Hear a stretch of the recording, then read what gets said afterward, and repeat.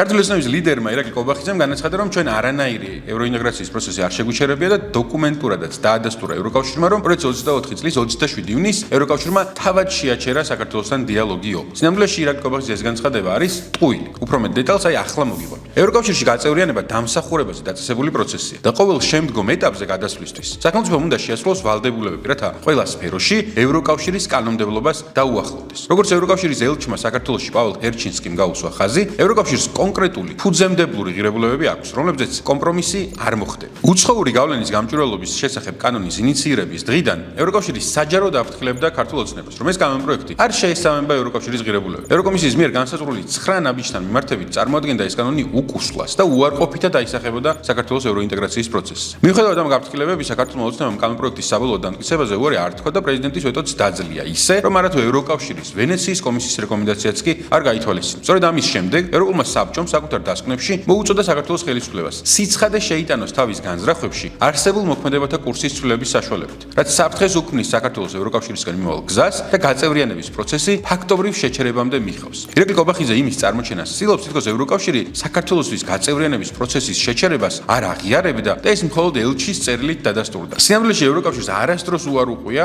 რომ საქართველოს ევროინტეგრაციის პროცესი შეჩერებულია. 27 ივნისის დასკვნაში სწორედ ეს წერია. საბჭომ მოუწოდებდა საქართველოს, რომ შეეცვალა კურსი, თორემ არსებულ კურსს პროცესი დე-ფაქტო შეჩერებამდე მიჰყავდა. მიღებული გადაწყვეტილებების მიუხედავად, ევროკავშირის სტრუქტურები და ოფიციალური პირები ყოველთვის აღნიშნავდნენ, რომ ევროკავშირის კარი საქართველოსთვის ღიაა და ქმედებათა კურსის შეცვლის შემთხვევაში მას ევროინტეგრაციის გზაზე დაბრუნება შეუძლია. საპასუხოდ 2024 წლის 28 ნოემბერს ქართულმა ოცნებამ გაწევრიანების მოლაპარაკებების 2028 წლამდე გადაადების თაობაზე განაცხადა. რითიც დაადასტურა, რომ ევროკავშირის რეკომენდაციების შესრულება სულ მცირე 2028 წლამდე არ აპირებს და ამით საქართველოს კონსტიტუციით გამტკიცებული ევროინტეგრაციის პროცესი უკვე ოფიციალურად შეაჩერა. მეტიც, ქართულმა ოცნებამ კიდევ უფრო გააძლიერა ანტიდასავლური რიტორიკა და მიიღო ევროკავშირის ღირებულებებთან შეუთავსებელი სხვა კანონები, მათ შორის უცხოეთის აგენტების რეგისტრაციის აქტი, ცვლილებები კანონში მაუწყებლობის შესახებ, გრანტების შესახებ კანონში ცვლილებები და ასე შემდეგ. ეს ნაბიჯები ჯამში სწორედ იმას ნიშნავდა, რომ ქართული ოცნება არ აპირებდა ევროინტეგრაციის გზაზე დაბრუნებას. უფრო მეტი ფაქტი იმ შესახებ თუ რა ნაბიჯები გადაიდგა, შეგიძლიათ ნახოთ ჩვენ სტატიაში, მანამდე გამოიწერეთ ეს არხი და დაელოდეთ სხვა გადამოწმებულ ფაქტებს.